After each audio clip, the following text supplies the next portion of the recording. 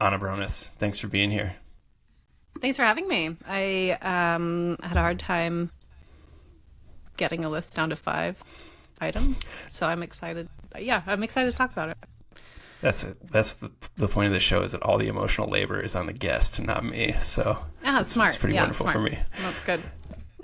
Can you tell us a little bit about who you are currently? I feel like you've changed quite a bit since we met. Gosh, what 14 years ago, 15 years ago? Oh, so Something like long that. ago. Yeah. Yeah. Yeah.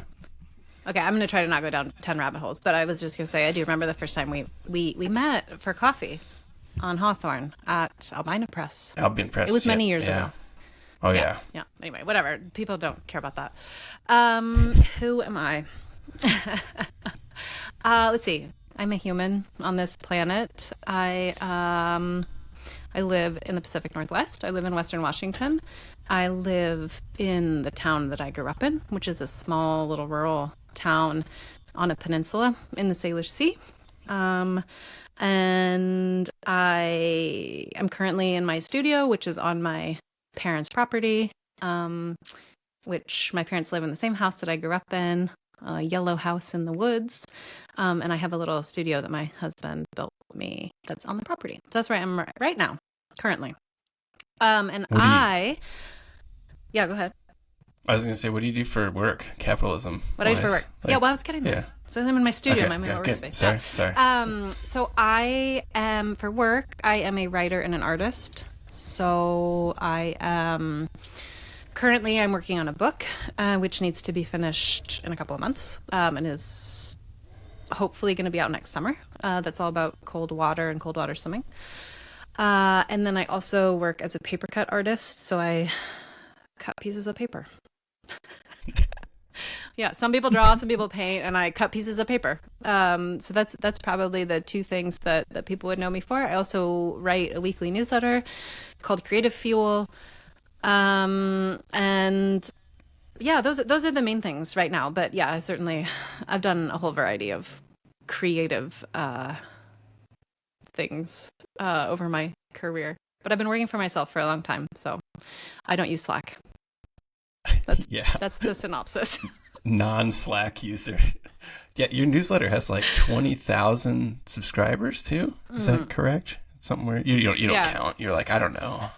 I think it's 22. Okay. Okay. Yeah, it's just 22,000 ish. But those subscribers are dropping off like flies these days because everyone's overwhelmed by newsletters. So I'm sure it'll be much less in a month's You time. You think it's not you? You think it's just newsletters? It's not just like I mean, it could be me, but all the offensive stuff you maybe say it's on me. a weekly basis. Yeah, yeah. People just hate my work. It could be Yeah. that. Definitely Yeah, could be it that. could be. Yeah. Well, as you know, this show is called My Favorite Things. So I've asked you to make a list of 5 of your favorite things, creative Yeah. works throughout your life, and we're gonna let you do 6. Thank you.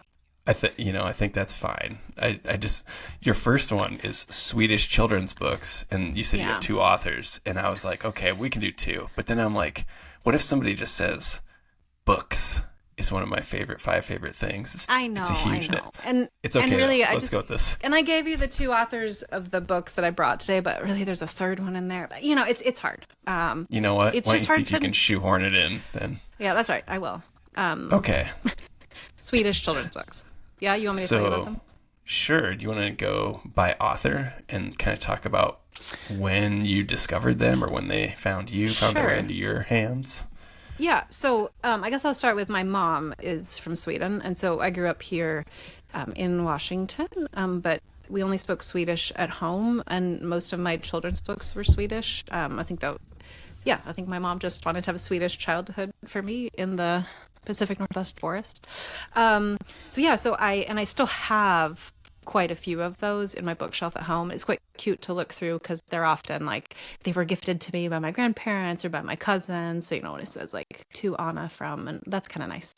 But the two authors that I chose, the first one, classic, kind of iconic Swedish author illustrator Elsa Beskow, and so a lot of some people in the U.S. might recognize her because a lot of her books are translated into English. But though I brought one to even show you on camera, just in the event that like two people watch this on video. But this is Tomteboken, and so this is like the little troll book. It's like little troll forest children, and I think this is all of Elsa Beskow's work is just really, I don't know, it's just really magical and special, and a lot of it has to do with like nature and the forest. And I think that they're very much images that feel kind of imprinted in my brain from seeing them, but also it's just like how I think about my childhood. And so some of the sort of classic illustrations that people might recognize are, there's a lot of these little tiny children with little like mushroom hats. They're like the toadstool, the red with the white dots. And yeah, I think that's those are just like the visuals from my childhood and reading those books. And I think I put also Swedish books, children's books on here just because I think growing up in the US and kind of having this only Swedish stuff at home, and then it always made me feel a little like weird, as a kid. Like I just had different things at my house than other kids did, and so I think that's something that is just kind of like rooted in who I am and the things that I like. And so as I was thinking about my favorite things, I was thinking, oh, that's like definitely part of like my own creative path in my life. And then the other one that I chose was Lena Anderson, and she there's this character called Maja, and Lena Anderson also wrote some sweet books about a character named Linnea, who also these books, that one has been translated into English, and that one's called Linnea in Monet's Garden.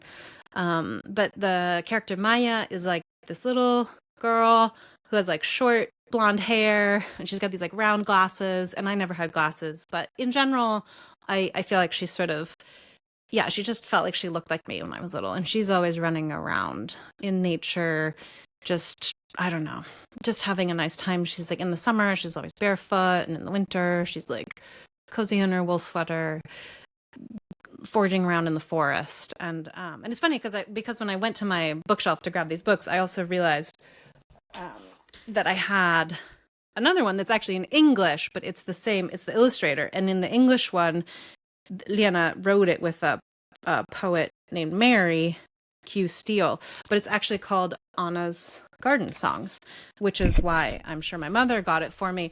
And when I was like paging through, I was like, yes, this is the life that I want. Like, there's this great illustration of her. She's wearing a dress made of lettuce leaves, which maybe sounds weird if you're listening, but if you look up Lena Andersson's work, I think you'll get it. Anyway, it's just sort of this like magical, idyllic, nature forest existence, which I think I'm always after, even today. Yeah. Is this something that also was like kind of your parents were taking you out into the woods a lot in nature as you were a kid? Yeah. I grew up, my parents' house really is in a forest. So, now they have a neighbor on the property next to them where we can see that house. But when I grew up, like you couldn't see any other houses. So it was just the forest and the garden. And I'm an only child, so it was kind of a fend for yourself, figure out a way to have fun because, and so, it was just like in the summer, always outside. And then my dad was a mountaineer, and he grew up in California, spent a ton of time like in the high Sierras. And so we did a lot of outdoor activities, in Washington and in the mountains. And so I definitely grew up being outside quite a bit. Do you remember like any sort of realization that the books you had at home and the stuff you had at home was way different from other kids? Or was it like a moment of like, oh gosh, there's all these other books that are English or American? I don't know if it was specifically like other kids had other things. I think it was more, I can specifically remember like a real clear emotion when I was in fourth grade. I think I flew. So my mom and I used to go to Sweden when I was little in the summer to stay with my grandparents. And then in I think it was fourth grade, I went by myself. So I was just talking about a friend the other day, like, I was like 11, maybe. I don't know. I was however old you are in fourth grade. That'd be like 9 or 10 probably, wouldn't it? Yeah, I was little. And, you got this, actually Google searched it. I think you still get these, but you got this like thing to wear around your neck that said unattended minor. And it was like, my parents took me to SeaTac and like handed me off to the flight attendant. And then I was like flying from SeaTac to Copenhagen to then Sweden. And, yeah, you're supposed to have sort of like a flight attendant that checks in on you, make sure you get to the next gate or whatever. And something happened. And so I got to Copenhagen and somehow I had this memory of like, I was just by myself and I had to figure out how to get to my gate on my own. And I did, and I was fine. But anyway, so I like... That is wild. I know it's wild. It was the 90s. I don't know. It was different. But anyway, so I went on this trip by myself, stayed with my grandparents, and yeah, it was just really lovely. And when I came home, I specifically remember, so that would have been in the summer, and I specifically remember in the fall, like I came home from school one day, and I was just, like, my memory is just feeling really sad and off, and I do remember like crying quite a bit, and I just have a memory of talking about that with my mom and her kind of, asking me why I was feeling that way. And the sort of takeaway was that, yeah, I felt like I'd been in this place that felt like me and part of my identity. And then I felt like none of my little friends at school cared or could understand that part of me. And I just felt different. And I felt like here was this part of me that it wasn't shared or wasn't understood or wasn't appreciated. And I think that's like my first really clear memory of having that distinct, like, cultural difference I'm feeling. And it's Sweden. I mean, it's not, it's culturally different, but obviously there's a lot of similarities, right? Yeah. I have other friends who've grown up with very different backgrounds, and then that's a whole different ball game. But yeah. Yeah. Boy, that's interesting. Yeah, I can't believe that flight story. That's amazing at the time. But do you think that, we're getting off track here, do you think that kind of was an early sort of confidence builder / independence thing for you? Oh, yeah, absolutely. Yeah. I mean, like I said, I'm an only child, so I think I did a lot of things on my own from a very young age. But yeah, certainly traveling younger, even with mom. I mean, yeah, I think, I was like on an international flight before I can remember, which is also very different from a lot of friends that I grew up with. But yeah, and I think traveling by myself is always one of those times when I really feel like myself. Yeah. Yeah. Like, wow. I just feel, I don't know, I feel capable of getting myself from point A to point B, and I feel like there's adventure on the horizon, and there's possibility and expansiveness, and I just really, I really like that moment. You have your little unaccompanied adult lanyards that you get to wear. Yeah. I know. Okay. I really did Google search it, though, because I was talking about it with a friend, and she was like, that seems kind of questionable because it would just make you a target. And I went and looked at it, and I definitely found, they're probably AI generated, so who knows. But I definitely found some photos, more modern photos, not from the 90s, of kids wearing something similar. So, kids are still flying by themselves, but I'm sure the rules are a little bit stricter. I'm not skeptical at all, because I remember like seeing the ads that say, 4 out of 5 doctors recommend smoking Chesterfields, or whatever. It's like, we've done a lot of questionable things in the past, so we decided it weren't a good idea anymore. Second item on your list is, this is the first time anybody's brought this up on this podcast, which is kind of surprising. Second item is coffee, which is also a creative work when you think about it. Yeah. Do you remember when coffee came into your life? Oh, yeah. What age? So okay. I do specifically. So I went and lived in Sweden for a year in high school. It was my junior year. And that's when I started drinking coffee, because coffee is just obviously huge in Sweden. And there's fika, which is the Swedish coffee break. And just anytime there's a social gathering, there's coffee. And I just got kind of sick of being in moments where asking for something else, like, oh, I don't drink coffee, do you have any juice? It just got annoying, so I just started drinking the coffee, and it's been a lifelong love affair ever since. That's like 15, 16? I was 16. Yeah 16 or 16. You came back to the U.S. and you were like, "Mom, I drink coffee now," or Yeah, I don't really remember how that went. I mean, maybe I can't remember if I was drinking coffee my senior in high school with my mom, but maybe, I don't know. But I put it on the list. Well, one, because you and it just felt like a thing we should talk about, because we discuss coffee a lot. But I was thinking about it as as a component of something that has kind of contributed to your own creative life. And I think one, like my first big book that I published was about fika, the Swedish coffee break. So it definitely has played a role professionally. I also, I feel like I kind of got more into my writing career. I lived in Paris for a few years, and at the time I wrote for a website called Sprudge that was like a specialty coffee industry website.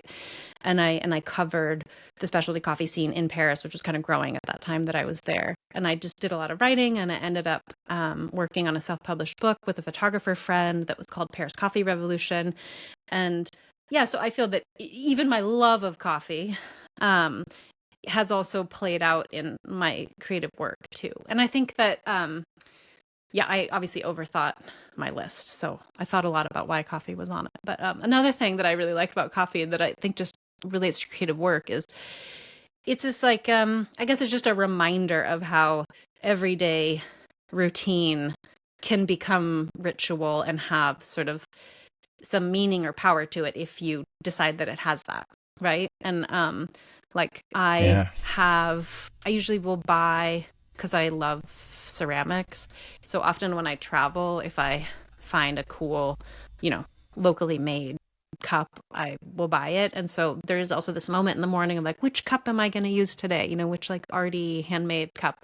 And it's just like a coffee cup collection is just really essential to the creative like toolbox, in my opinion. I tried to give you a coffee mug that has your husband's last name on it, coincidentally. I turned it down. I turned it down. Sorry. Honestly, the shape of the mug also is not really. I just never drank out of it, so I was like, maybe they'll like this. Anyway, I think I actually have. If I look in the background, I'm pretty sure fika is like sort of above my head over here. A copy of the book. That's fun. Right there. Yeah. Yeah. Is it an important part of your creative practice right now? Like, there's a guy in my writing workshop last year who said, oh yeah, I make myself write every morning with my coffee. I have a dice, and he's like, I roll it after I get my coffee made. I roll it, and whatever number comes up is the number of minutes that I write before I can, go about the rest of my day. And he's like, sometimes it comes up a 1 and it's 1 minute, and usually I write for more than that, but I set a timer. Do you have anything like that? Or are you just like, I have to make coffee or I'm a husk of a human being and cannot create? What is your... I would love to say that I have a really diligent creative morning practice, but no, it's just my creative process is just a hot mess. And sometimes all things fall to the side when I have to finish something for a deadline. And other times I'm just messing around. I don't know. I don't have a daily diligent thing like that, but certainly I make coffee every day. I always joke that my New Year's resolution is to drink coffee every day, because that way, well, that's a good one. I'm nailing it. 1,000. Yeah. I'm like, I'm awesome at it. Yeah, it's great. Yeah, so good at this. I would say that I like, I usually have, I think I drink less coffee than people think. I talk a big coffee game, but I think I don't actually drink as much as people think I do. But I usually have a cup, like I have tea in the morning first, and then usually have a cup with breakfast. But I like to not have too much at breakfast because I really love to be drinking coffee like when I finally get to my computer or my notebook to start work. So I really I'd rather have like a smaller cup of coffee with breakfast to then be able to have a slightly bigger one when I sit down and do work, because there is something just really lovely about that first part of the day. You have your coffee and you haven't, like, if I've been really diligent and haven't looked at my email yet, listened to the radio, if I've done all the things I know I need to do to not flood my brain with external stuff, that's like a really sweet moment where you just, I love that time. And then, that lasts for like 10 minutes. And then And then, then you get into like third cup of coffee territory, and then it's kind of downhill from there. But Yeah. Yeah. No, I know. Yeah. Hey, you get 10 minutes. That's pretty great. It's pretty great. That's I good mean, I don't know. to have it. Yeah. Okay, item number 3 on your list. This is the second time this album has come up, and at least the third time this musical group has come up. Daft Punk, Alive. Is it actually Alive 2007, or is it Alive? It's Alive 2007. Okay, Daft Punk, Alive 2007. I mean, I don't know. Did they make a version that was in the studio? I don't know. I should know. Yeah, but anyway. I'm not the Daft Punk person here. I don't know. What's going on in your life when you discover this album? Yeah. So I actually don't remember specifically when I heard that album, but Daft Punk for me was so I mentioned I lived in Sweden for a year in high school, and when I was there, my host brother actually gifted me one of the Daft Punk albums, like on CD. And oh, wow. I don't know, it's just that it made me feel cool, I guess. Coming home, I was like listening to this cool stuff, and at the time we had a radio station that still exists here called C89.5, and they just played a lot of like electronica dance type music, and that was just not anything that my high school friends were listening to. So I do remember senior year making a lot of mixtapes from that radio, and there definitely was a lot of Daft Punk on those mixtapes. And so Daft Punk for me was always here's this like cool group that I like, and the music makes me feel good, and not a lot of my other friends are listening to it quite yet. I don't know. And then the Alive album, I don't know, that's like in my early 20s when I lived in Portland, and I don't remember who originally put me onto it, but I do remember that it was like it would come up in conversation, and it was kind of a if you know, you know vibe. Like, if somebody brings it up, you're like, oh yeah, that album.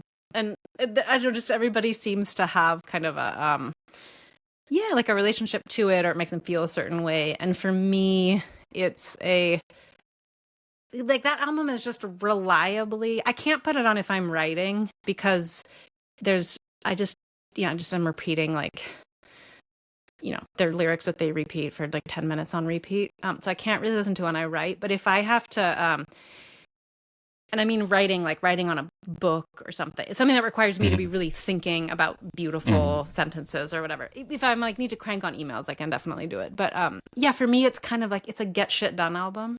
So I have this like Venn diagram. I even brought it that I drew. One time.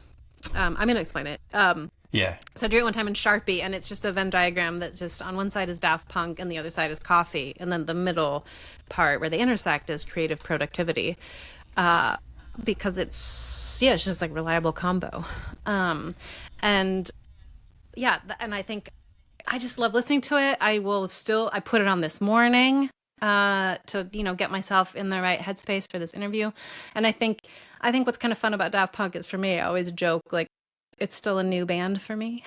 I don't know. Like, I'm like, oh, that came out recently, right? And it's like, they're not playing music anymore or whatever. And then last fall in October, the Tove made like a guest appearance at like the last live set that they were doing at the Beaubourg before they do a big renovation on that space.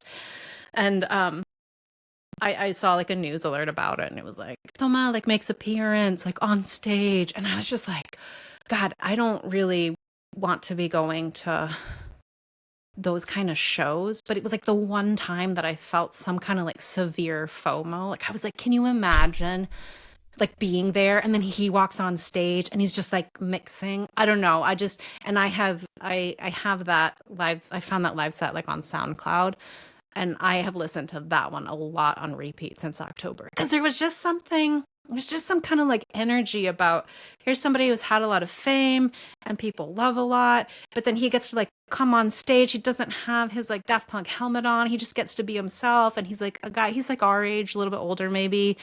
And I just love that. I just love like the cycles of creative careers and, doing what you love. And I don't know, just the photos that I saw of him from that evening, I just like brought me a lot of joy. Yeah. I think you might have to send me that link to the SoundCloud so we can put that. It is like definitely get shit done music. Okay. What do you think about? And then, there's like a few spots too that I'm like, ooh, repeat on that, minute like 12:06 or whatever. Yeah. As a person who makes their living creatively and as a writer and an artist, what do you think about? Can you imagine being like young and going, yeah, we're doing the helmets, and then like being like, I guess we got to keep doing the helmets, I know. I think about like Totally. Coolio's like dreads. We're like, yeah, he's got to keep doing that, Yeah, you just made a choice and you got to commit. Yeah. Right. I mean, the helmets is so interesting because it's obviously, and I haven't, for as much as I love Daft Punk, I haven't really read any interviews or anything about this, but it just makes me think that it's obviously a shield in some way, right? Like you get to sort of release your creative inhibitions because it's not you on, like you're stepping into a role. And I think a lot of us probably in our creative work, even though like that is us, often like a work is a version of us, right? When we've made something, if we've drawn something or written something, it's one version of us and it's not our full selves. And I think that there's something quite alluring about being like, I'm just going to make work that I have this kind of like exterior wall up, that I am this sort of like different entity. It's not just me. But then you're like stuck with it. It's like a pseudonym, really, right? Where you're like, yeah, totally. That's my character. Huh. Yeah, that's your character. Yeah. You should have started doing these interviews just like wearing a mask, and see how that went. Yeah, I don't know. I feel like podcast listeners, it's like 99% just audio, and like some people watch the videos. But just to see how it would change it for you. Okay, I think it would change it I think it would make it awkward for everybody. It would be awkward. But okay, that's the night. Maybe I'll start doing that. So you're into Daft Punk well in advance of this album coming out. Like you're a fan, and then a live album comes out, and you discover it, and it's like, okay.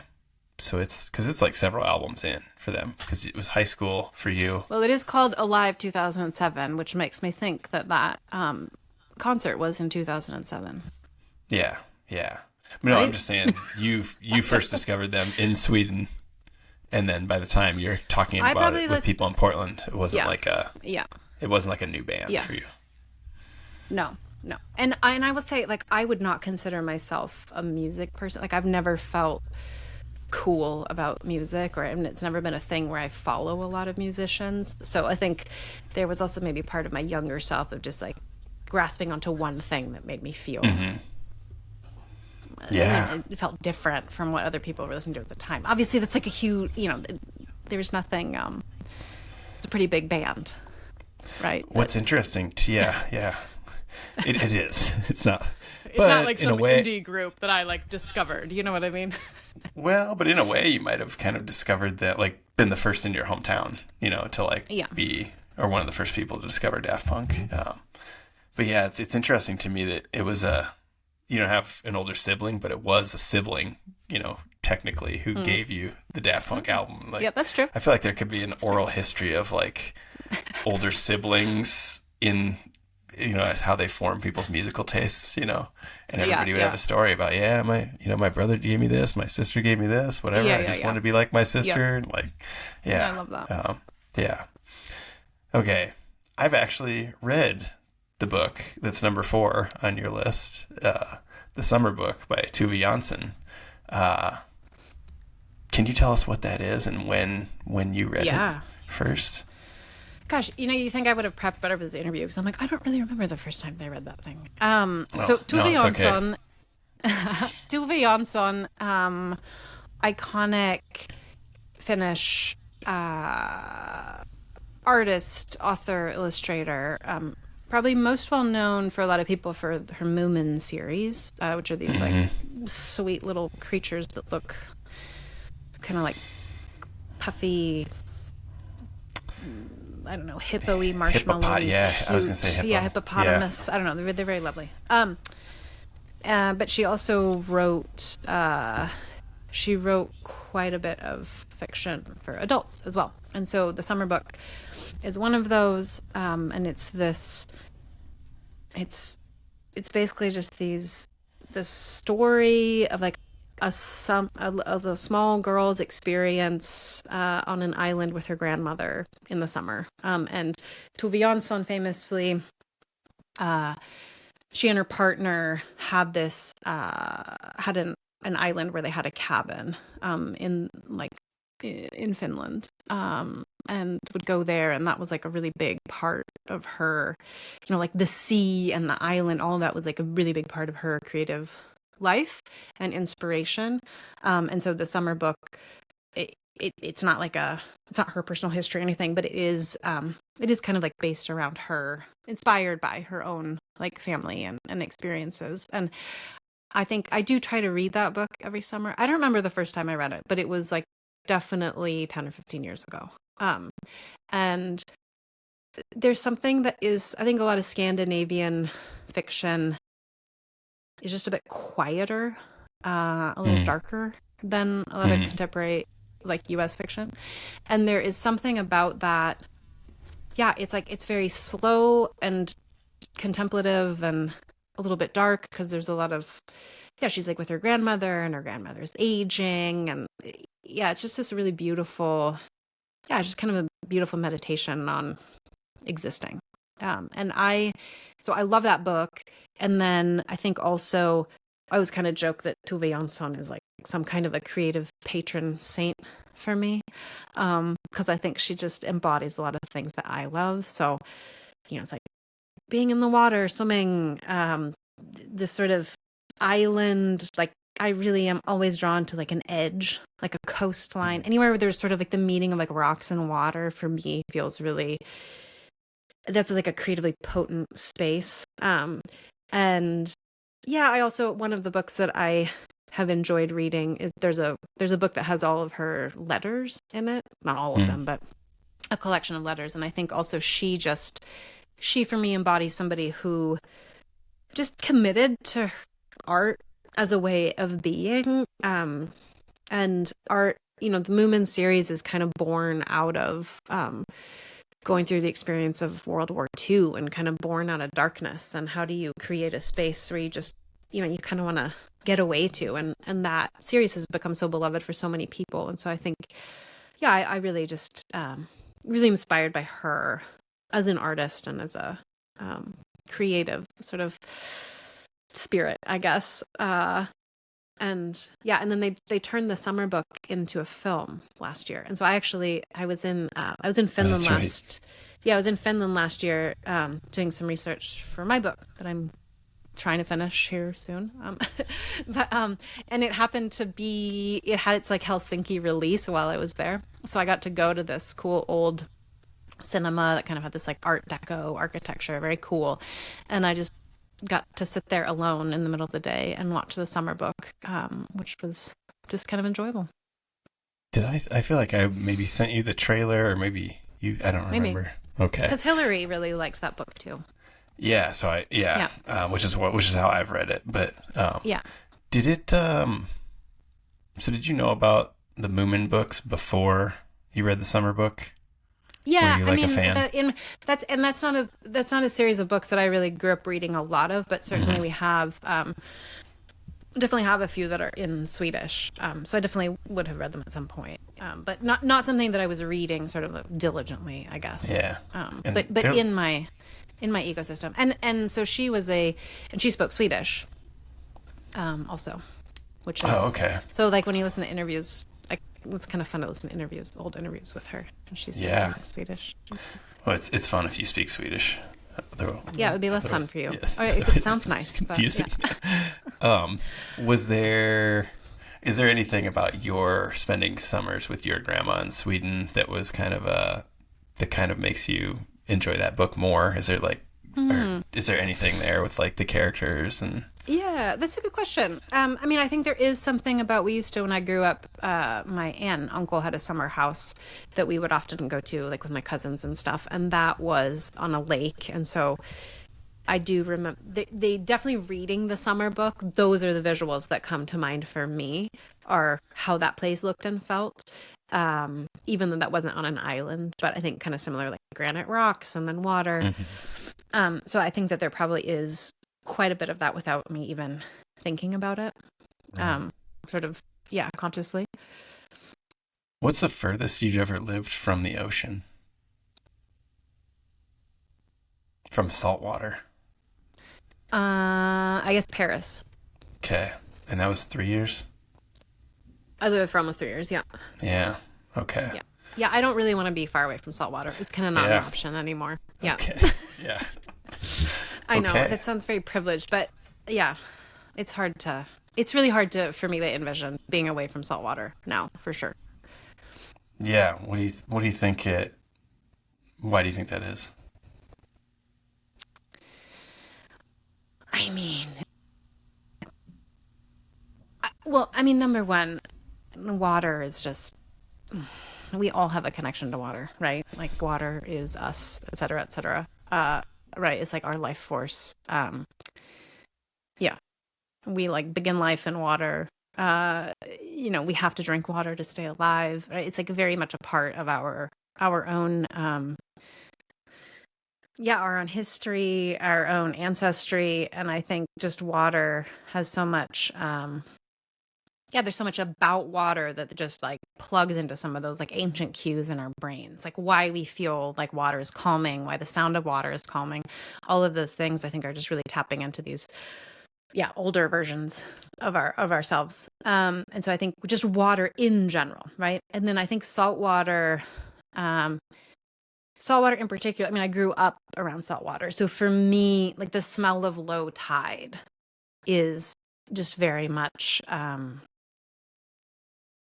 it's just a very grounding smell, I think. And so being in and around saltwater just feels kind of like a homecoming, I guess. Saltwater is interesting too, because it feels very different from freshwater. I personally now, like, if I swim in a lake, like, I always feel a little, I think some people think saltwater feels kind of like gross, and I just think freshwater feels a little gross.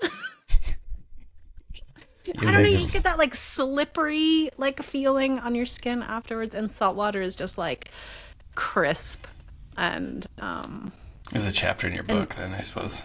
Yeah. I mean yeah. Yeah. Why freshwater swimming is for Philistines. Well, it's funny because I had a friend once who was talking about some author, and she was like, well, that I hadn't like really resonated with, and she was like, well, she's a lake person. And I was like, oh, lake person. No wonder. No way. I knew it. Yeah, it's kind of funny. Yeah. Oh my gosh. Yeah. Okay. I don't know. I guess like we need salt too. I don't know. There's just something about like having salt and water like in our bodies, and yeah. Plus you can float. I don't know. It's just nice. Yeah, it is nice. That's why people go on vacations to the ocean when they don't live next to the ocean, I suppose. Yeah. Number 5, I had not heard of this until you put it on this list, and I mentioned this to you before we started recording, and you were like, are you kidding me? I know. I'm actually really surprised that you haven't heard about this. Only because it seems like it would be in your ecosystem. But honestly, I have never used a writing prompt in my life. Okay. So that might be part of it. But now that I heard about it, I was like, this actually might be a good time for me to explore this thing. It's called Oblique Strategies. Can you describe what it is and when you discovered it? So Oblique Strategies is a card deck by Brian Eno. Musician, music producer, artist, all around cool guy. I've never met him, but he seems very cool. Seems very nice. And he, in like the 70s, he collaborated with a visual artist named Peter Schmidt, and they both kind of realized that both of them had kind of like an ongoing list of things that they like Brian had this kind of list of things, kind of like reminders if it got stuck in the music studio. And Peter Schmidt kind of had a similar thing for when he got stuck on a painting. And so they collaborated to come up with this collection of these like kind of one-liner phrases that were supposed to be used like in moments of creative block, or when you just need to like switch your brain a little bit, think about something differently. And so I can't remember how many they printed in the original version, but it was cool because the New York Times had done like a feature piece on some of the creative things in like David Bowie's personal archives, and like he had one of the original ones, and there was like the little card on it and which number he had, and so it sort of had this like cult following.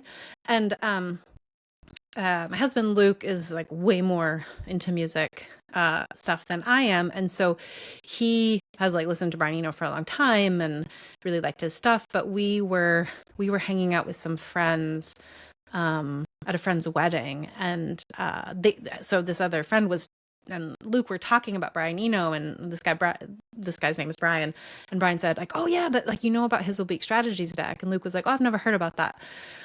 So Luke ended up ordering it, and so they still get produced today, and it's like a black box, and then on the side in gold it just says Oblique Strategies, and it's a deck of cards, and all the cards, I brought it with me today so I can pull one for you and I can pull one for me. So oh yeah, so it's a deck of cards, and so they're black on one side, white on the other, and on the white side that just says something in black. And I really love the simplicity of them, and they're also, as the name would lead you to believe, they're like, some of them are like a bit out there and a little like, you're like, what?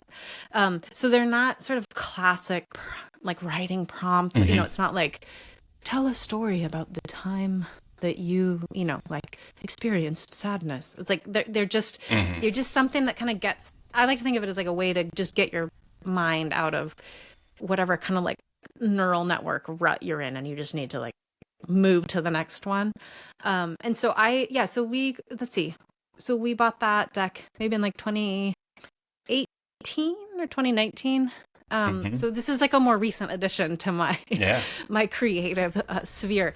But yeah, and then we would just like pull them at home, and then I have always taken them I've always take the deck if I'm teaching or if I'm leading a workshop. And so what's been quite fun is I lead this creative retreat every summer with my friend Hannah at her property in northern Norway. And what's fun there is that we always start the day with coffee and a card pull. So then everybody gets to pull a card for that day, which is kind of a fun, again, just kind of a fun way to have a little like ritual around it. Yeah. And so I just, I like the simplicity of it. I kind of love the story of how it came to be. I love that it kind of has this cult following. I love that it's still produced today. It's gone through many like iterations and how it looks. And so, yeah. So should I pull one for you? I was going to ask you a couple questions first. So are you shuffle while you ask me a question? Are you using it often for your like newsletter writing or visual art, or how's it I actually haven't pulled one in a couple weeks, but often if I am pulling one, it'll be like over morning coffee, I'll be like, I'm just gonna pull a card, and that'll just be the thing that I kind of like hold in my mind for the day. Or if I'm like, if I feel stuck or I'm just been slogging along on a project and I'm like, I'll just pull a card, because at the very least it's going to make you think of something different and stop just ruminating on whatever your creative problem is. So I wouldn't say that it's I wouldn't say it's the kind of deck where I'm having like an immediate creative like, I'm not using it as writing prompts, I guess. Okay. I'm using it more as like, what kind of creative like reminder or what kind of creative energy do I need to be holding? It sounds way easier than like going and running 6 miles, which is what I sometimes do. It's like your options are running 6 miles, cold water swim, or pulling a card from the Oblique Strategies. Or psychedelics. Or psychedelics. Yeah. Which a lot of people would opt for those probably. But sometimes you only have time to pull a card, so that's nice.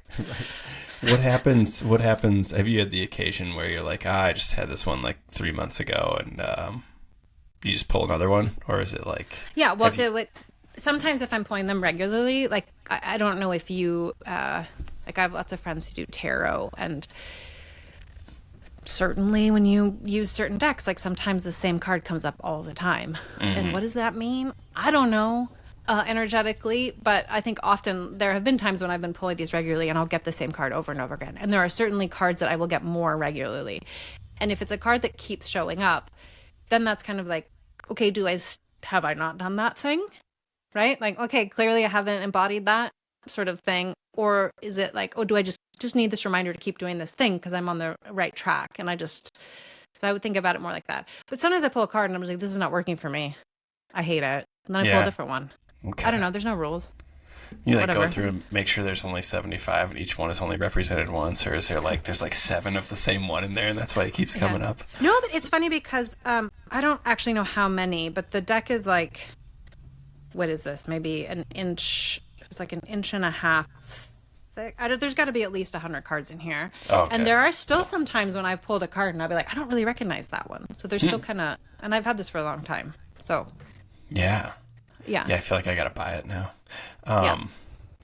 Okay. Are you pulling one for yourself I'll pull first? a card for you. Okay. I'm going to pull one for you. Okay? I'm gonna write it down as you do that.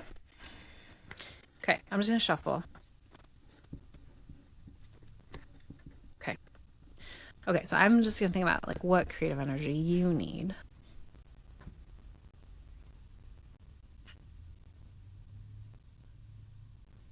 Okay, you ready? Yeah. Make a blank valuable by putting it in an exquisite frame. I just did this with a piece of my kid's artwork from preschool. Okay, there you go. Like they send him home with a project pretty much every day, and one day they just sent him home with this piece of paper and it literally had 1 mark on it, and I was like, I'm framing that shit. Yeah, hell yeah. And I hung it up by the bathroom because it's like, and then when people ask about it, I'm like, yeah, that's Jay did that. Don't you think he's talented? And they have to say yes. This flip of paper. It's like 3 inches. I love it. 3 by 6, and it's in this huge floating frame. So it's like very dramatic. I love it. And I'm like, what is it? I'm like, well, you got to look really closely. You can see this faint mark here. Yeah. That's amazing. Okay. Thank you. All right. You can draw one for yourself? I'll draw one too. Yeah. Okay. Because I haven't. Yeah, it's been a couple weeks. I probably am in need of one of these. Okay.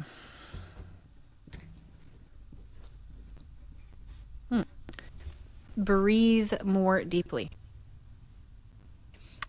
Yeah. Okay. I mean, that's good. That's good every once in a while. Yeah. Yeah. Yep. Sometimes you need the reminder, you know? Do you have a memory of one of these that actually led to like a bigger breakthrough or even just a recent one that really worked for you? Like you could paraphrase the idea. Yeah, there's one, and I will tend to pull it a lot if I'm working on a bigger project. So I've pulled it a lot while working on the book, and it's something about it's something like building a brick, not building a wall. That's not the exact wording, but I will pull that one like pops up quite a bit for me, and that is always a reminder of like you just have to do the small thing in front of you, and in doing so you build the bigger thing. But if you focus too much on building the bigger thing, then you just get overwhelmed and you bail, probably. I don't know. Or you just run into the wall. I'm not really sure, but or you vacuum for a while. That's right. So that one actually, that's a card that pulls that I get regularly.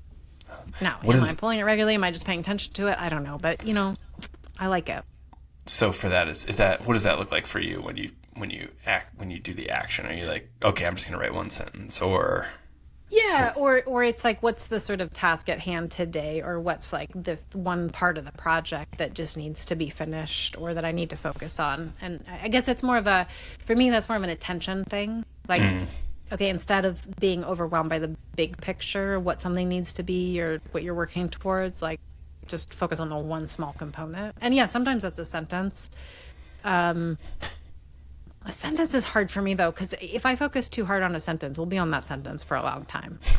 I gotta get past that shit. Yeah. Okay. I don't know. Yeah. But yeah, so maybe that's just like, well, for book, for example, it's like, that could be, yeah, what's the focus of this one chapter? Like, forget the rest of it. Forget wanting to have something like beautiful, but what's this one thing you want to say right now? Right. Yeah. Okay. Yeah. Oh, that's great. What's the name of this book? Do you have a title? I do. I think it'll probably change, but currently the manuscript title is Cold Lessons of Place, Practice, and Presence. But I'm sure that will change. Okay. But yeah, I've been working on it for a while. Like 2 years. Yeah. Well, if you go all the way back to when you started cold water swimming, it's like you've been working on it for even longer. Yeah. It's funny because I have a friend who just came out with a book last month, and I think he was like 4 years behind on his deadline or something. I tell people it's like writing. It's the best part. It's not going to let you down. That's right. When you're writing it, it's still a dream. That's and right. like once That's it comes right. out, That's you'll right. be like, oh, I thought more people would buy it, or Totally. more people would I know. like it, or yeah. It's funny because I'm getting like it does need to be, if it's going to come out next summer, it kind of has to be finished by this summer, just timeline wise for all the things. But yeah, I mean the other day I was like, oh, right, this is actually close to being finished. That makes me feel a little panicky. Oh, it's terrifying. Then you got to be final, right? And then you're like, I have to. Well, okay, I'm just one day gonna be like, yep, we're done. Check. Yep. I always think of a friend in college who was a couple years older than me, and she was working on her thesis, and she said at some point you just got to push it off the cliff. And I kind of like that because it's like the thing. Ideally, you've done enough work that it will fly and be a beautiful bird or whatever. It also might just fall off the cliff and not do anything. But at some point, you do have to push it off the cliff. Like you have to release it, and that's a scary part. Yeah, no, for sure. I mean, it's like the quote that's, I don't think it's actually Da Vinci, but it's art is never finished, only abandoned, Yeah. Like you just gotta do it. There's a famous story about Q-Tip from A Tribe Called Quest. I think it was the low end theory. The manager's like, we just physically had to take the album away from him. Just like, stop, you're done. Stop working on it. Yeah. And it's a masterpiece, Well, and that's the thing, right? It's like, I think, too, when you're working, that's what's interesting about paper cutting. Is like paper cutting, if you keep going, inevitably there's going to be no paper left. So, like, you do have to stop at some point. And it's like, you're subtracting, like you're removing something to make the piece. Whereas writing is additive. Like you're sort of like, you can always add another thing. You can always tweak a thing. I mean, you remove as well because you edit, but you can always contribute something more. And so you could do that for your entire life on the same thing. And at some point you do have to just like get out of there, because when you overwork something, it's not good either. Yeah. Yeah. It's not like marble. It's not like you can like glue more marble on and then chip it off. Right. Like, it's like, yeah, no, right. this is writing. Yeah, I know. It's more like Play-Doh maybe. And then eventually you've like combined too many Play-Doh colors, and now it's just brown. It's just gross. It's ugly. It's got dog hair in it. Like it's just not. We got lots of that at our house. Like, I bet. Trying to explain, but if you keep adding colors, it's just gonna be brown, buddy. But that's right. It's a lesson we all have to learn. There's a lesson there, Maybe that's a great place to end it. It's a great place to end. Yeah. Thanks so much for doing this. This is super this was fun. fun. Yeah. Thanks for having me.